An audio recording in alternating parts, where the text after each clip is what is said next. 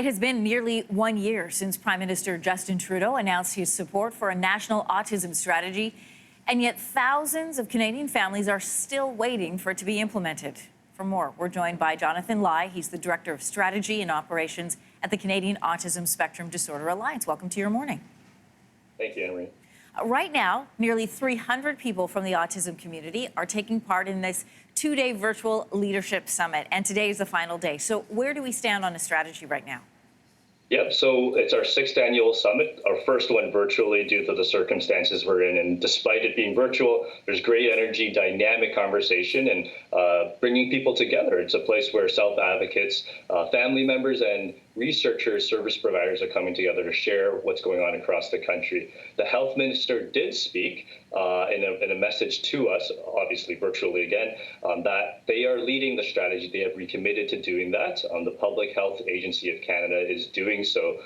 Because of COVID, obviously there's a bit of a delay, but at the same time, right now is a time in our country to really build out the economic and social policies to serve different populations better. So we're ready to support them as the autism community. I want to let our viewers in on what's happening right now in terms of the pandemic and families that are living with autism. As part of the COVID-19 relief strategy, the federal government announced a one-time payment of up to $600 for people with disabilities. You've called this decision short-sighted because it misses people on the autism spectrum. So what needs to happen to help Canadians? Yeah, so as I mentioned, it's a good time to build out some of these policies, and we're working to support the minister in doing so. Right now, we see that with some of these financial policies, we need to move them forward to make sure we're not missing any of the gaps. Right now, especially in Indigenous communities and rural and remote communities, in communities in the North, we have massive gaps in inequality.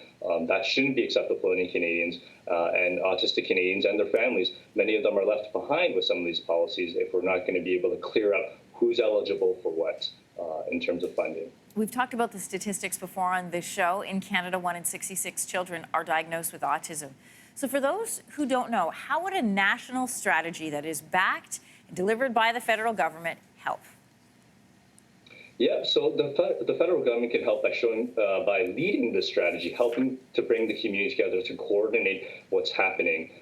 We would be able to learn from each other in what we call a learning health system, to be able to bring researchers, bring community organizations, bring families, and bring autistics together in one place. So there's this iterative, continuous improvement in how we are doing things. Right now, a lot of our policy decisions are separate and different across the country than what we know that's happening on the ground and what we know from research. So it's really bringing that together, bringing the knowledge together. A lot of times in this country, we talk about, there's islands of innovation in a sea of mediocrity, and same thing in the autism community, and that's something we want to change. What are your concerns right now, Jonathan? Especially with COVID, I think mental health is a big topic that we're hearing. We're hearing a lot of things around respite and recreational supports for families, and largely the Indigenous communities, the rural communities, the North. Those areas have not been represented in some of these decision-making processes. Autistic individuals are not at the table, and that's something we're calling for. Jonathan Lai, I want to thank you for updating us, and good luck with the rest of your national summit happening virtually this year. Good to talk to you. Thank you. Thanks for watching. If you like this, be sure to subscribe here. And you can check out more Your Morning videos right here.